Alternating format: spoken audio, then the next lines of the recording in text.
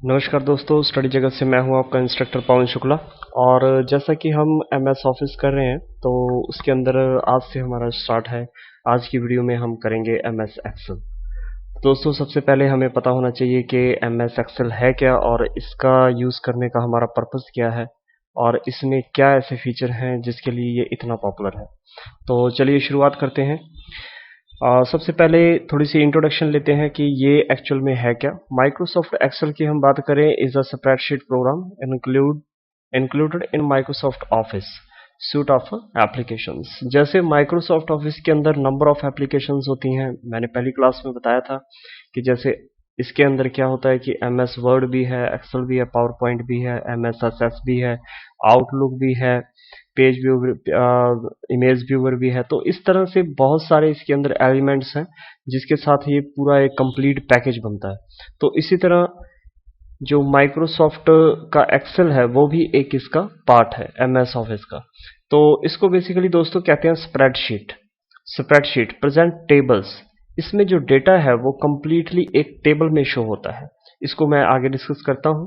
Of values arrange in rows and columns, जो values हैं उनको रोज और कॉलम्स के बीच में अरेंज किया जाता है। That can be manipulated mathematically using both basic and complex arithmetic operations and functions.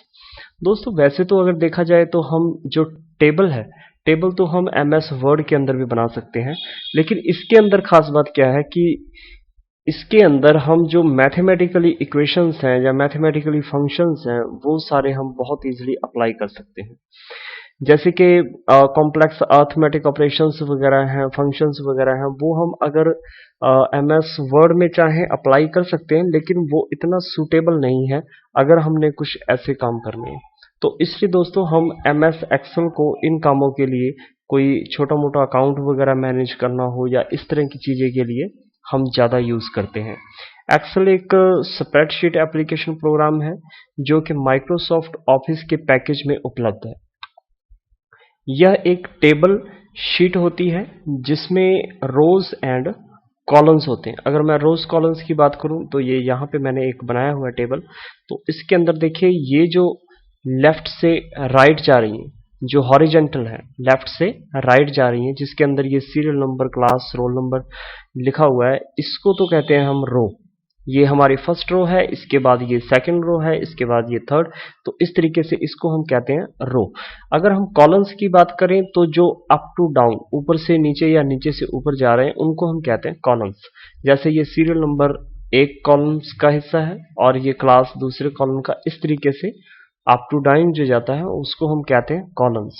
और इन दोनों का जो इंटरसेक्शन है, इंटरसेक्शन मतलब जहां पे ये दोनों चीजें आपस में कटती हैं वहां पे एक बॉक्स तैयार होता है। इस तरीके से ये बॉक्स बनता है। इस बॉक्स को हम बेसिकली कहते हैं सेल। इसमें देखिए, यहाँ पे हमारे पास जितने भी रोज या जितने भी कॉलम्स हैं, उन दोनों का जो मल्टीप्लिकेशन है उतने हमारे पास सेल बन जाते हैं। मान लीजिए हमारा टेबल जो है 3 × 2 3/2 का है। उसके अंदर हमारे हमारे पास मान लीजिए 3 और 3, मान लीजिए 3 रोज हैं और 3 ही कॉलम्स हैं। तो सिंपल सी बात है, हम दोनों को मल्टीप्लाई करेंगे, 3 × 3 = 9। तो उसके अंदर जो टोटल सेल्स होंगे वो 9 बॉक्सेस बनेंगे। हम 9 एलिमेंट जो है उसके अंदर स्टोर कर सकते हैं। तो इस तरीके से दोस्तों हमारा जो टेबल है उसकी ये डेफिनेशन है। तो टेबल की तरह ही है, रोज व कॉलम्स से बने हर बॉक्स को हम सेल कहते हैं। वही जो मैंने अभी बताया कि रोज और कॉलम्स का जो इंटरसेक्शन है उसको हम, इस बॉक्स को हम सेल कहते हैं। हर सेल का एक यूनिक नंबर होता है जिसे जिसे सेल की आईडी भी कहा जाता है। हर सेल का एक यूनिक आईडी आइडेंटिफिकेशन नंबर होता है जो हम आगे चल के एक्सेल में करेंगे कि उसको किस तरीके से यूज करना है, फॉर्मूलाज वगैरह के अंदर, या किस तरीके से उसको हम यूज कर सकते हैं।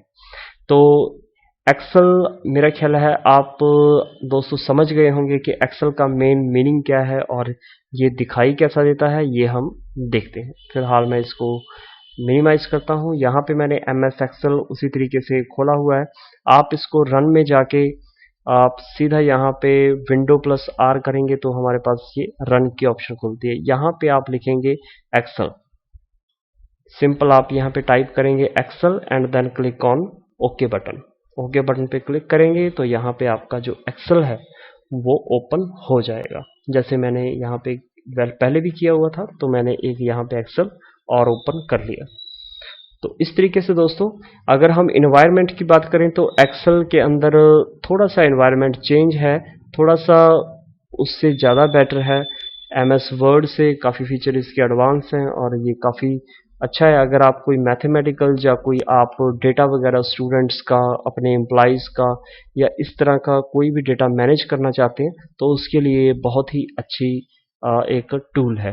तो आगे चल के हम इसमें दोस्तों वर्क करते हैं।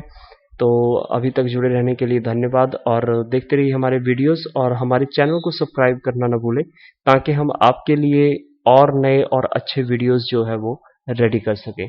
धन्यवाद दोस्तों।